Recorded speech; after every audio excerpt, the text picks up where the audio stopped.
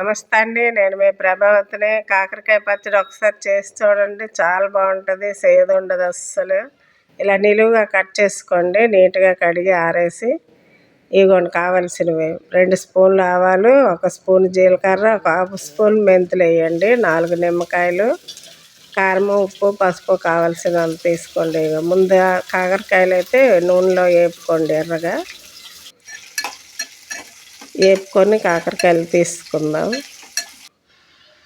ఇదిగోండి ఇలా వేపేసి పక్కకు తీసుకోండి. నొరగపోయేంత వరకు వేపితే అయిపోద్దండి. నిమ్మకాయలు పిండుకుందాం.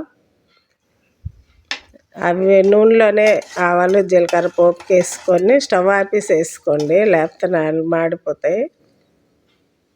అవి కొంచెం వేడి తగ్గాక అల్లం వెల్లుల్లి పేస్ట్ అందులోనే వేసుకుందాం. ఈలోపు ఇది పచ్చడి కలుపుకుందాం అండి. ఒక 3 స్పూన్లు ఉప్పు, ఒక 3 స్పూన్ల కారము, అది మనం ఆ పొడి చేసి పెట్టాం కదండి మసాలా, ఆవాలు జీలకర్ర మెంతులు అది వేసుకుందాం. వేసుకొని కలుపుకొని దయచేసి కారము పసుపు అయితే ఇంట్లో చేసుకోండి. బయట అంతా మార్కెట్లో కలర్లు కలుపుతున్నారంట. గరం మసాలాలు ఇంట్లోనే చేసుకోండి. కొంచెం ఓపిక తెచ్చుకొని. హెల్త్లు పాడైపోతున్నాయి అండి, వాటి వల్ల క్యాన్సర్లు వస్తున్నాయి అంట.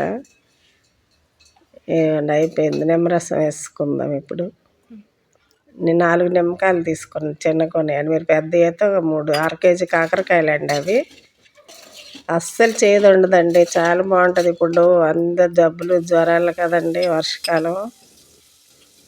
ఇలా చేసి చూడండి, నోటికి చాలా బాగుంటుంది.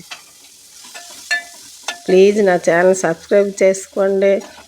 మీకు ఏం కావాలో చెప్పండి, నేను చేసి పెడతాను. ఇలాంటివి మరిన్ని చూడండి ఎంత కలర్. ఇప్పుడు ఇది అందులో వేసుకుందాం. చల్లగా అయ్యాక కలుపుకోండి అందులోనూ. పచ్చడి రెడీ అయిపోయిందండి. చూడండి ఎంత వాసన వస్తుందో, గుమగుమల వాసన వస్తుంది. చూడండి ఎంత బాగుంటుంది. కాకరకాయ పిల్లలు తినడానికి నచ్చరు కదండి, ఇలా చేసి పెట్టండి. హెల్త్కి చాలా మంచిది.